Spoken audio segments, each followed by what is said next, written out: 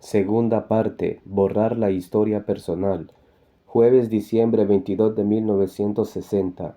Don Juan estaba sentado en el suelo, junto a la puerta de su casa, con la espalda contra la pared. Volteó un cajón de madera para leche y me pidió tomar asiento y ponerme cómodo. Le ofrecí unos cigarrillos. Había llevado un paquete. Dijo que no fumaba, pero aceptó el regalo. Hablamos sobre el frío de las noches del desierto y otros temas ordinarios de conversación. Le pregunté si no interfería yo con su rutina normal. Me miró como frunciendo el entrecejo y repuso que no tenía rutinas y que yo podía estarme con él toda la tarde si así lo deseaba. Yo había preparado algunas cartas de genealogía y parentesco que deseaba llenar con ayuda suya. También había compilado, a través de la literatura etnográfica, una larga serie de rasgos culturales pertenecientes, se decía, a los indígenas de la zona. Quería revisar con él la lista y marcar todos los elementos que le fuesen familiares. Empecé con las cartas de parentesco. ¿Cómo llamaba usted a su padre?, pregunté. Lo llamaba papá, dijo él con rostro muy serio. Me sentí algo molesto, pero procedí sobre la suposición de que no había comprendido. Le mostré la carta y expliqué. Un espacio era para el padre y otro para la madre. Di como ejemplo las distintas palabras usadas para padre y madre en inglés y en español. Pensé que tal vez habría debido empezar por la madre. ¿Cómo llamaba usted a su madre?, pregunté. La llamaba mamá, repuso con tono ingenuo. Quiero decir, ¿qué otras palabras usaba usted para llamar a su padre y a su madre? ¿Cómo los llamaba usted?, dije, tratando de ser paciente y cortés. Se rascó la cabeza y me miró con una expresión estúpida. Caray, dijo, me la pusiste difícil. Déjame pensar. Tras un momento de titubeo, pareció recordar algo, y yo me dispuse a escribir. Bueno, dijo, como inmerso en serios pensamientos, ¿de qué otra forma los llamaba? Oye, oye, papá, oye, oye, mamá. Reí contra mi voluntad. Su expresión era verdaderamente cómica y en ese momento no supe si era un viejo absurdo que me jugaba bromas o si en verdad era un simplón. Usando cuanta paciencia había en mí, le expliqué que estas eran preguntas muy serias y que para mi trabajo tenía gran importancia llenar los formularios. Traté de hacerle comprender la lista de una genealogía e historia personal. ¿Cuáles eran los nombres de su padre y su madre?, pregunté. Él me miró con ojos claros y amables. No pierdas tu tiempo con esa mierda, dijo suavemente, pero con fuerza insospechada. No supe qué decir. Parecía que alguien más hubiese pronunciado esas palabras. Un momento antes, don Juan había sido un indio estúpido y destanteado, rascándose la cabeza, y de buenas a primeras había cambiado los papeles. Yo era el estúpido y él me contemplaba con una mirada indescriptible que no era de arrogancia, ni de desafío, ni de odio, ni de desprecio. Sus ojos eran claros y bondadosos y penetrantes. No tengo ninguna historia personal, dijo tras una larga pausa. Un día descubrí que la historia personal ya no me era necesaria y la dejé, igual que la bebida. Yo no acababa de entender el sentido de sus palabras. Le recordé que él mismo me había asegurado que estaba bien hacerle preguntas. Reiteró que eso no lo molestaba en absoluto. Yo no tengo historia personal, dijo, y me miró con agudeza. La dejé un día cuando sentí que ya no era necesaria. Me le quedé viendo tratando de detectar los significados ocultos de sus palabras. ¿Cómo puede uno dejar su historia personal?, pregunté en tono de discusión. Primero hay que tener el deseo de dejarla, dijo, y luego tiene uno que cortársela armoniosamente poco a poco. ¿Por qué iba uno a tener tal deseo?, exclamé. Yo tenía un apego terriblemente fuerte a mi historia personal. Mis raíces familiares eran hondas. Sentía con toda honradez que sin ellas mi vida no tendría continuidad ni propósito. Quizá debería usted decirme a qué se refiere con lo de dejar la historia personal, dije. A acabar con ella. A eso me refiero, respondió cortante. Insistí en que sin duda yo no entendía el planteamiento. Usted, por ejemplo, dije, usted es un yaqui, no puede cambiar eso. Lo soy, preguntó, sonriendo. ¿Cómo lo sabes? Cierto, dije, no puedo saberlo con certeza en este punto, pero usted lo sabe y eso es lo que cuenta. Eso es lo que le hace que sea historia personal. Sentí haber remachado un clavo bien puesto. El hecho de que yo sepa si soy yaqui o no, no hace que eso sea historia personal, replicó él. Solo se vuelve historia personal cuando alguien más lo sabe, y te aseguro que nadie lo sabrá nunca de cierto. Yo había anotado torpemente sus palabras. Dejé de escribir y lo miré. No podía hallarle el modo. Repasé mentalmente las impresiones que de él tenía, la forma misteriosa e insólita en que me miró durante nuestro primer encuentro, el encanto con que había afirmado recibir corroboraciones de todo cuanto lo rodeaba, su molesto humorismo y su viveza, su expresión de auténtica estupidez cuando le pregunté por su padre y su madre, y luego la insospechada de sus aseveraciones que me había partido en dos. No sabes quién soy, ¿verdad? Dijo, como si leyera mis pensamientos. Jamás sabrás quién soy, ni qué soy, porque no tengo historia personal. Me preguntó si tenía padre. Le dije que sí. Afirmo que mi padre era un hombre de lo que él tenía en mente. Me instó a recordar lo que mi padre pensaba de mí. Tu padre conoce todo lo tuyo, dijo. Así pues, te tiene resuelto por completo, sabe quién eres y qué haces, y no hay poder sobre la tierra que lo haga cambiar de ese parecer acerca de ti. Don Juan dijo que todos cuantos me conocían tenían una idea sobre mí y que yo alimentaba esa idea con todo cuanto hacía. ¿No ves? Preguntó con dramatismo. Debes renovar tu historia personal, contando a tus padres o a tus parientes y tus amigos todo cuanto haces. En cambio, si no tienes historia personal, no necesitan explicaciones. Nadie se enoja ni se desilusiona con tus actos y sobre todo nadie te amarra con sus pensamientos. De pronto, la idea se aclaró en mi mente. Ya casi la había sabido, pero nunca la examiné.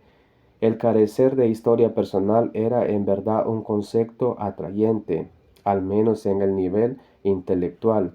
Sin embargo, me daba un sentimiento de soledad ominoso y desagradable. Quise discutir con él mis sentimientos, pero me frené. Algo había de tremenda incongruencia en la situación inmediata.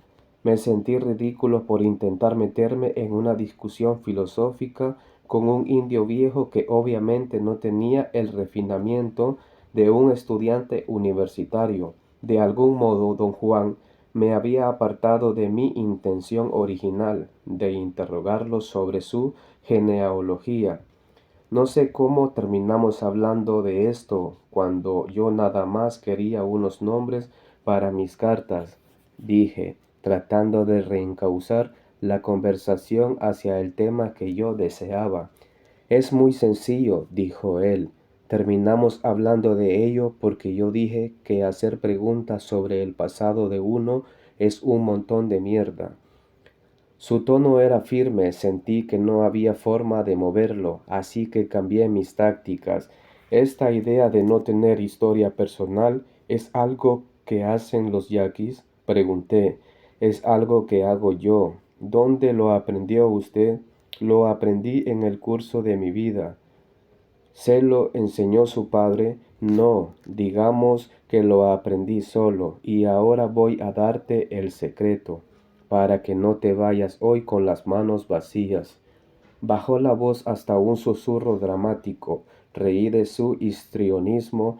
Había que admitir su excelencia en ese renglón. Por mi mente cruzó la idea de que me hallaba ante un actor nato. Escríbelo, dijo, con arrogante condescendencia. ¿Por qué no?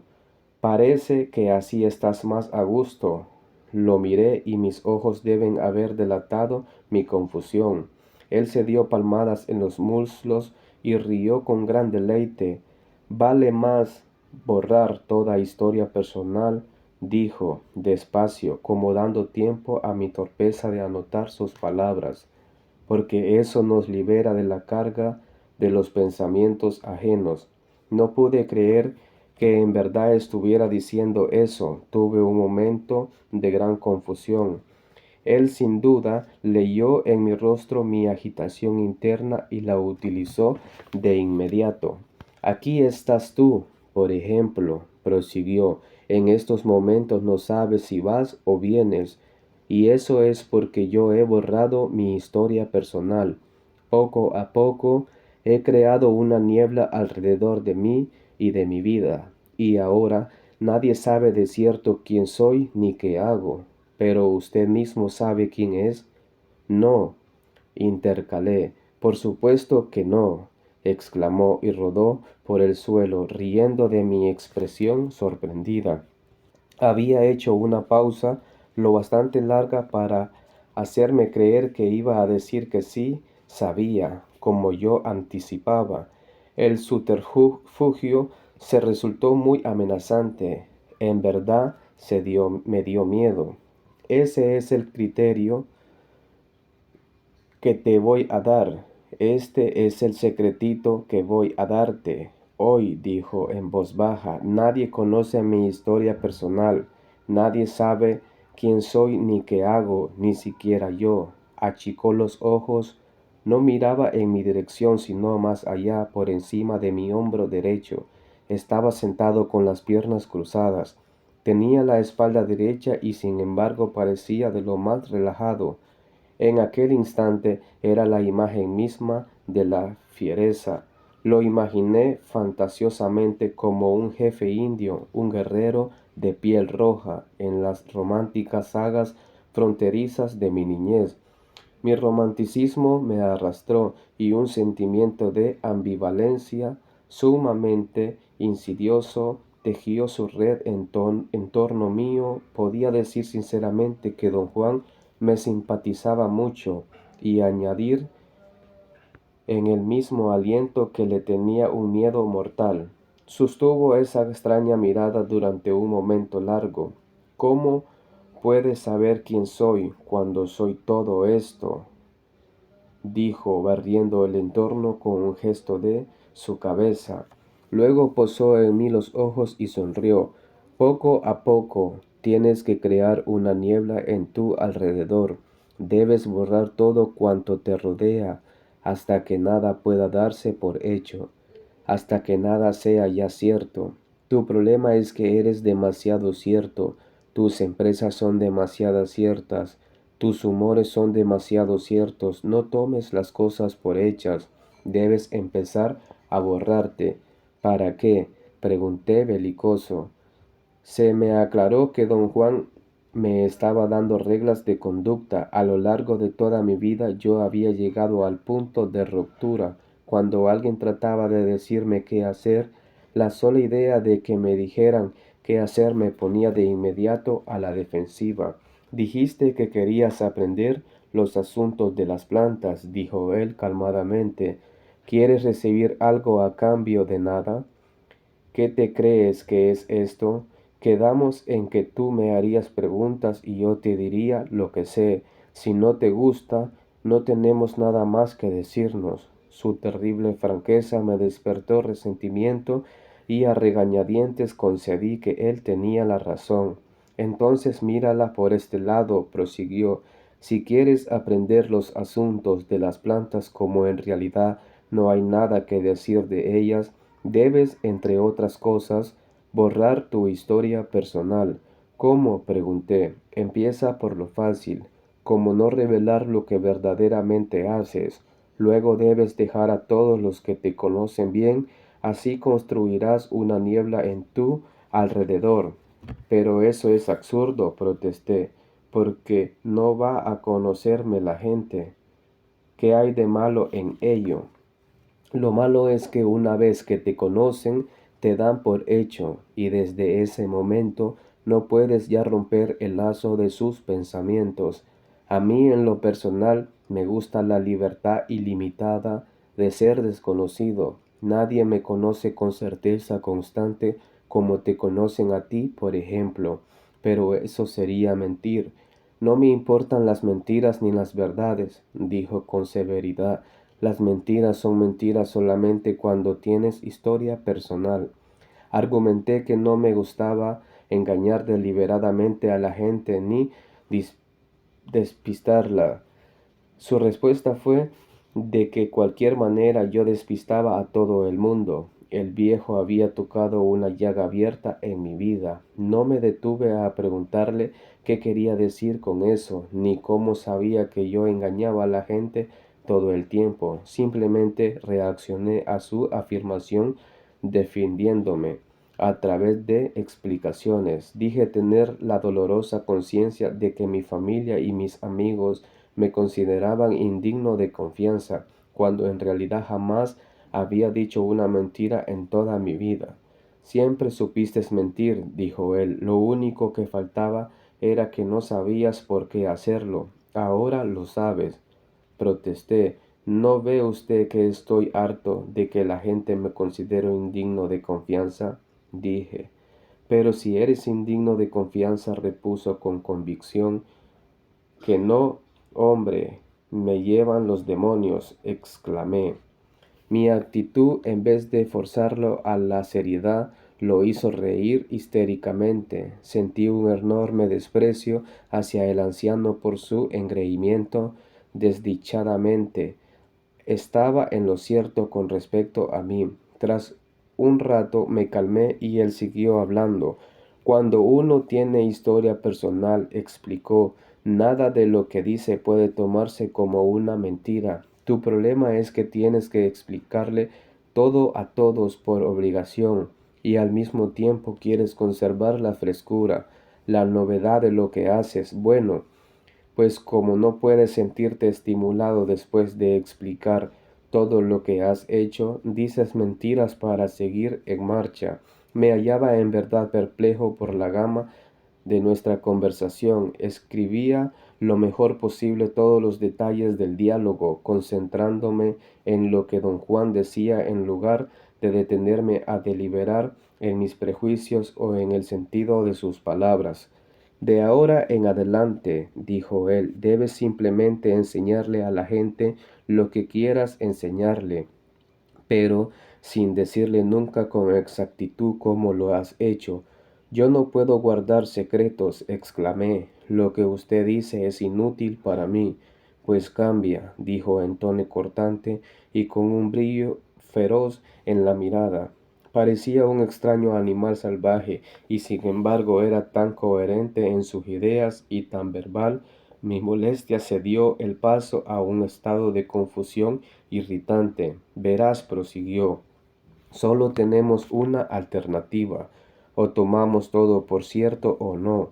Si hacemos lo primero, terminamos por muertos de aburrimiento con nosotros mismos y con el mundo. Si hacemos lo segundo y borramos la historia personal, creamos una niebla a nuestro alrededor, un estado muy emocionante y misterioso, en el que nadie sabe por dónde va a saltar la liebre, ni siquiera nosotros mismos. Repuse que borrar la historia personal solo acrecentaría nuestra sensación de inseguridad. Cuando nada es cierto, nos mantenemos alertas de puntillas todo el tiempo, dijo él. Es más emocionante no saber detrás de cuál matorral se esconde la liebre que portarnos como si conociéramos todo. No dijo una palabra más durante un rato muy largo, acaso una hora transcurrió en completo silencio. Yo no sabía qué preguntar. Finalmente se puso de pie y me pidió llevarlo al pueblo cercano. Yo ignoraba el motivo, pero nuestra conversación me había agotado. Tenía ganas de dormir. Él me pidió parar en el camino y me dijo que si deseaba descansar debía trepar a la cima plana de una loma al lado de la carretera y acostarme boca abajo con la cabeza hacia el este. Parecía tener un sentimiento de urgencia. Yo no quise discutir. ¿O acaso me encontraba demasiado cansado hasta para hablar? Subí el cerro e hice lo que él me había indicado. Dormí solo 2 o 3 minutos, pero fueron suficientes para que mi energía se renovara. Llegamos al centro del pueblo, donde quiso que lo dejase. Vuelve, dijo al bajar del coche. Acuérdate de volver.